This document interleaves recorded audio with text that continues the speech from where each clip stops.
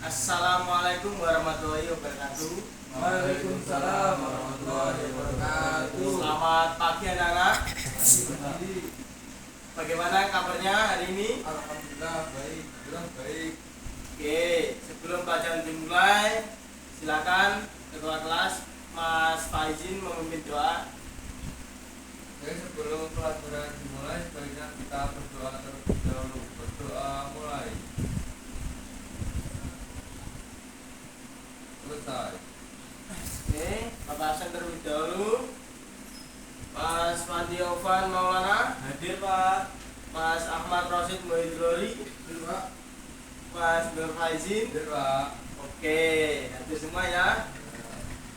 Nah, kali ini Bapak akan membahas tentang teks fabel. Ada yang tahu teks fabel itu apa? Belum Pak. Belum? Belum. Belum. Kita bahas hari ini. Nah, ini ada pengertian teks fabel. Teks fabel adalah teks cerita naratif yang menampilkan hewan sebagai tokoh utama yang berperilaku seperti manusia. Dalam contoh dapat berbicara, berpikir, dan bertindak layaknya manusia, serta mengandung pesan moral atau amanat bagi pembacanya. Yang kedua ada ciri-ciri teks fabel. Mungkin Mas Fandi bisa membacakan, silakan. Jangan hafal dulu ya Mas. Diperhatikan. Ya. Ciri-ciri teks fabel. Yang pertama, tokohnya adalah hewan. Hewan dijadikan tokoh utama maupun tokoh pendukung dalam cerita. Yang kedua, hewan berperilaku seperti manusia. Hewan dapat berbicara, berpikir, bekerja sama, dan memiliki sifat manusia seperti jujur, licik, sombong, dan lain-lain. Yang ketiga, bersifat fiksi atau hayalan. Cerita tidak terjadi di dunia nyata dan bersifat imajinatif. Yang keempat, mengandung pesan moral. Setiap fabel selalu memberikan pelajaran atau nilai kehidupan bagi pembaca. Yang kelima, ceritanya singkat dan sederhana. Alur cerita mudah dipahami dan tidak terlalu panjang. Dan yang terakhir, menggunakan bahasa yang sederhana. Bahasa yang digunakan mudah dimengerti, terutama untuk anak-anak dan remaja. Oke, terima kasih Mas Fandi. Sama-sama Pak. Jadi ini ya teman-teman, ciri-ciri dari teks fabel. Tadi ada struktur teks fabel. Yang pertama ada orientasi. Orientasi ini adalah pengenalan tokoh, latar tempat dan waktu, terus ada gambaran awal suasana cerita. Terus yang kedua ada kompilasi. Nah, kompilasi ini adalah bagian munculnya masalah atau konflik yang dialami tokoh. Terus ada resolusi. Resolusi ini ada bagian penyelesaian masalah atau konflik. Yang terakhir ada koda. Koda ini adalah bagian akhir cerita yang berisi pesan moral dan perubahan sikap tokoh. Terus ada yang ketiga ada kaidah kebahasaan teks fabel. Teks fabel ini memiliki ciri kebahasaan sebagai berikut. Yang pertama ada kata kerja.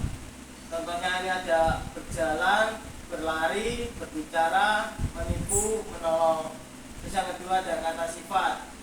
Nah, kata sifat ini contohnya ada cerdik, licik, sombong, rajin, dan jujur. Terus yang ketiga ada kalimat langsung.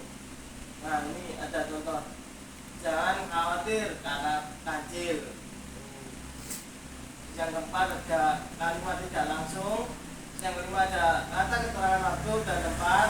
Terus yang keenam ada kata hubung. Yang ketujuh ada menggunakan sudut pandang orang ketiga.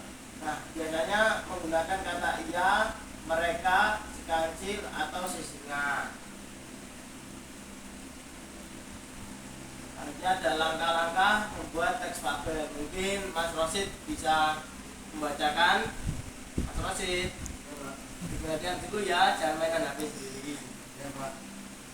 Langkah membuat teks fabel. Yang pertama, menentukan tokoh. Pilih tokoh utama dan tokoh pendukung. Biasanya tokoh berupa hewan, tapi bisa juga benda atau makhluk imajinatif. Yang kedua, menentukan contoh kancil yang cerdik, pura-pura yang sabar, tinggi yang sombong. Dua, menentukan latar cerita, bukan tempat dan waktu terjadinya cerita. contoh tulisan buat pada pagi hari.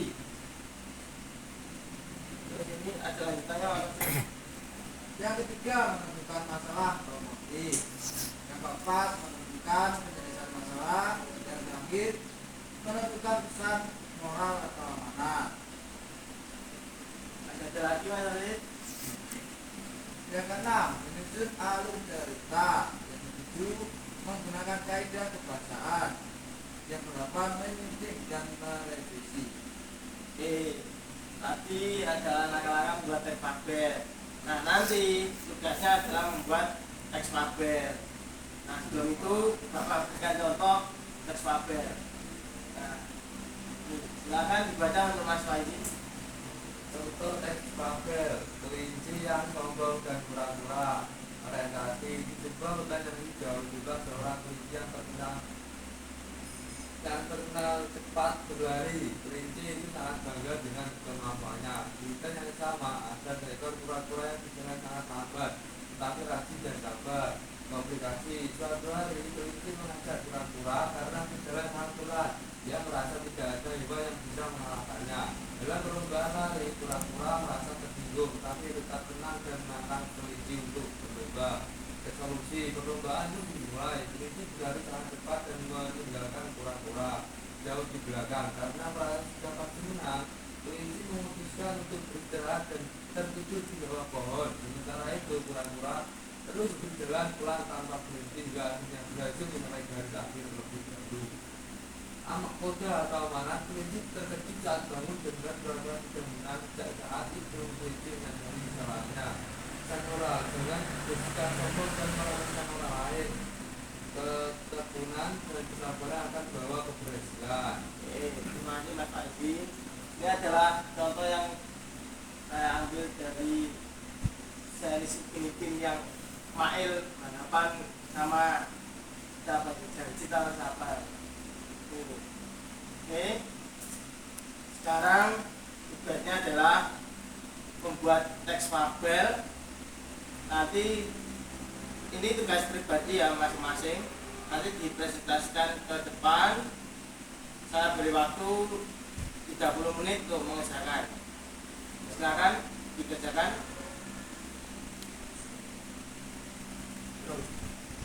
Stop. Mana Mas tadi? Apakah ada kesulitan? Ini masih mencari Pak, masih belum menemu dari cerita fabel. Oh, masih mencari? Iya Pak. Pokok kesemuran ceritanya Pak. Ya ada hewannya gitu Mas. Ya, Oke. ya Pak, siap.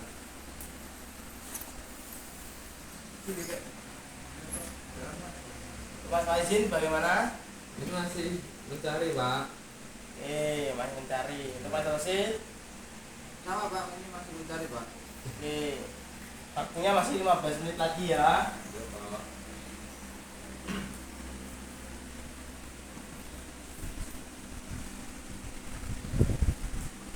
Lagi. Oke. Bagaimana anak-anak? Sudah selesai semua? Ya, Pak. Sudah Pak. Oke. Karena waktu sudah habis, silakan Mas Fadi membacakan hasilnya ke depan. Di depan Pak. Iya. Di situ juga ada apa? Di sini aja Ya. Pak ya. Ini tadi saya mengerjakan teks fabel tentang persahabatan gajah dan tikus Pak. Saya bacakan Pak ya. Di sebuah hutan, Toto si gajah lucu sering merasa kesepian. Tidak ada yang mau berteman dengannya. Semua binatang tidak suka sama Toto karena badannya yang besar dan gendut. Akan tetapi Mimi si tikus kecil tidak pernah merasa terganggu dengan fisik Toto. Dia sering mengajak Toto bermain dan bercerita.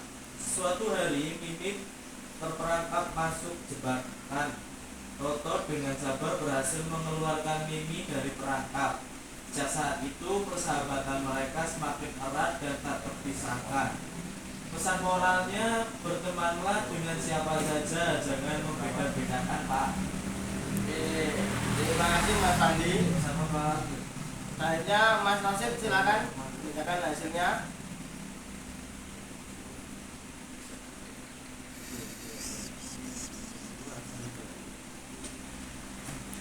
Kancil dan bulu tipis. Di sebuah hutan yang hijau jumlah seekor kancil yang terkenal cerdik. Kancil sering memamerkan kepidaannya kepada hewan lain. Suatu hari kancil bertemu dengan burung pipit kecil di tepi sungai. Kau terlihat lemah dan kecil, apa yang bisa kau lakukan? Ejek kancil.